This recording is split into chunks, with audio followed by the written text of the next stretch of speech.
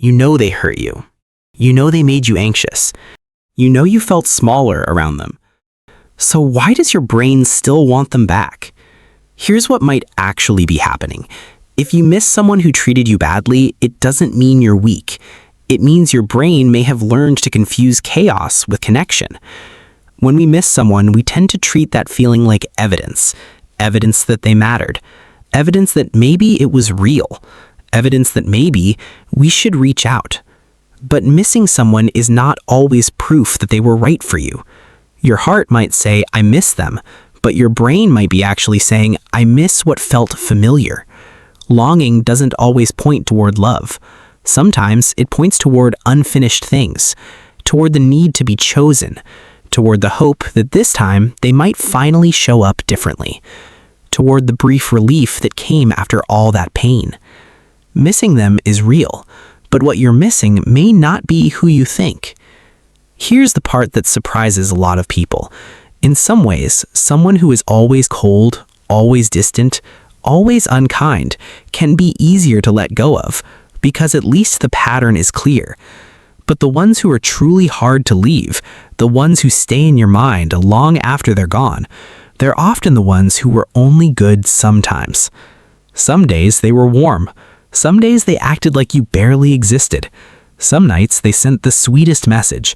Other times there were hours of silence with no explanation. One moment you felt chosen, the next you felt invisible, and you never quite knew which version of them you were going to get. That unpredictability is not neutral, it's powerful, because a relationship like that can start to work like a slot machine. Most of the time, you lose. You wait, you overthink, you check your phone, you wonder what you did wrong. But every once in a while, you get a tiny emotional jackpot, a sweet message out of nowhere, an unexpected apology, a sudden softness after days of distance, a moment where they look at you like you're the only person in the room. And your brain responds to those moments like a gambler responds to a rare win, not by walking away, but by wanting more. Because maybe next time you'll get that version of them again. Maybe next time they'll stay. Maybe next time the good part will finally become the real part. They didn't have to love you consistently. They only had to give you just enough hope to keep you waiting. That's why the affection felt so powerful. Not because it was steady, because it was rare. You weren't chasing the pain. You were chasing the relief that came after it. Psychologists call this intermittent reinforcement. When rewards come unpredictably, they can become harder to stop chasing, not easier, because your brain starts paying attention to the possibility of the reward. The next text, the next apology, the next soft moment. And the more unpredictable it is, the more your mind can start to search, because uncertainty keeps the brain searching. And here's where it gets harder to see clearly. When the relationship ends, your brain doesn't replay the whole story. It replays the highlight reel, especially late at night, especially when you're lonely, especially when a song comes on that you heard together, especially when you see their name, their photo, or one tiny reminder of who they were on their best day. In those moments, your brain doesn't show you the silence. It shows you the night they were gentle. It doesn't show you the anxiety. It shows you the apology. It doesn't show you how small you felt. It shows you the moment they made you feel chosen. That is not the full story. That is the trailer. And trailers are designed to make you want the movie back. But the trailer leaves things out. It leaves out the waiting, the confusion, the way your stomach dropped when their tone changed, the way you kept rereading messages, trying to find proof that they still cared, the way you accepted crumbs because every crumb felt like hope. Your brain remembers the moment that gave you relief, but sometimes it forgets the cost of getting there. And here's the even harder part to admit.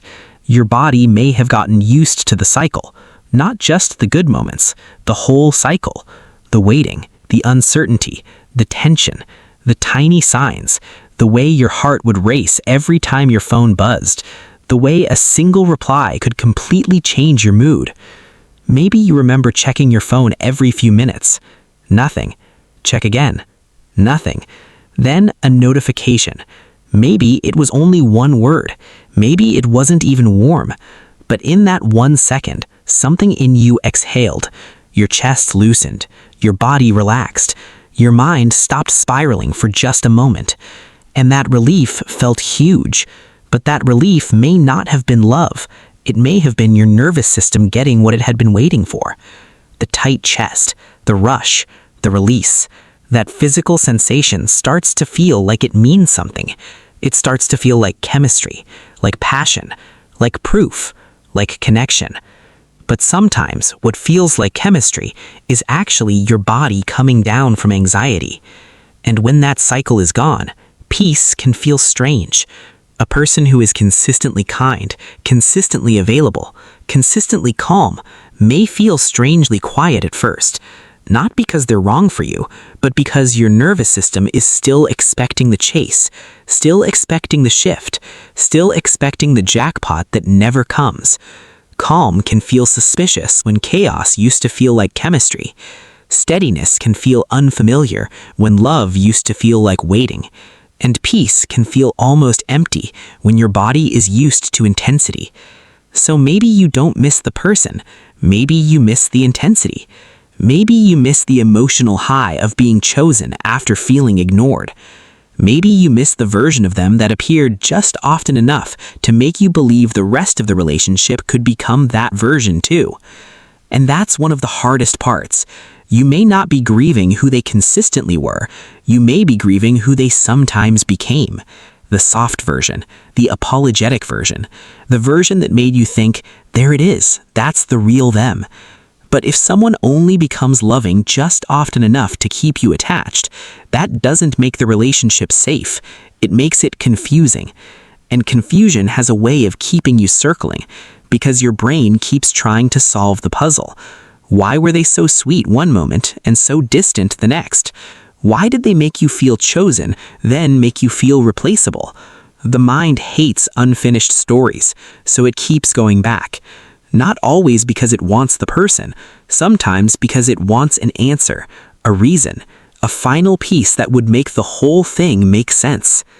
So when the urge to text them hits, and it will, here's what might actually be happening. Your brain may not be asking for the person. It may be asking for relief. It may be asking for closure. It may be asking for validation. It may be asking for one tiny sign that you mattered. And that craving makes sense, because they were once connected to the very feeling you're trying to get back. They created the anxiety, and then they offered the relief. They made you question your worth, and then sometimes they made you feel chosen again. But here's what's true. The person who made you question your worth may not be the person who can give it back. You can miss them and still know that going back won't give you what you're actually looking for. The urge to text them may not be love calling you back. It may be the pattern pulling you back. So the next time that urge hits, before you reach out, pause. Don't just ask, do I miss them? Ask yourself what you're actually missing. The person or the pattern. Then remember the whole story, not just the moment that gave you hope. Remember what happened before it. Remember what happened after. Remember how you felt most of the time. Your brain needs the whole story, not just the highlight reel. Because missing them doesn't mean you should go back. It means there is still a part of you trying to understand why something painful once felt like love. So maybe the question isn't, do I still love them? Maybe the better question is, what feeling did they give me just often enough that I'm still trying to get it back? You are not weak for missing them.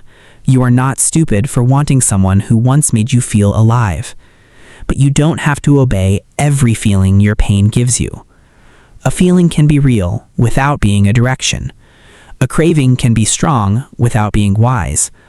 A memory can be beautiful without being the whole truth. And you don't need to go back to the person who caused the pain just because they also knew how to soothe it. You can miss them, you can understand why, and still choose not to go back. Missing them is information, not instruction.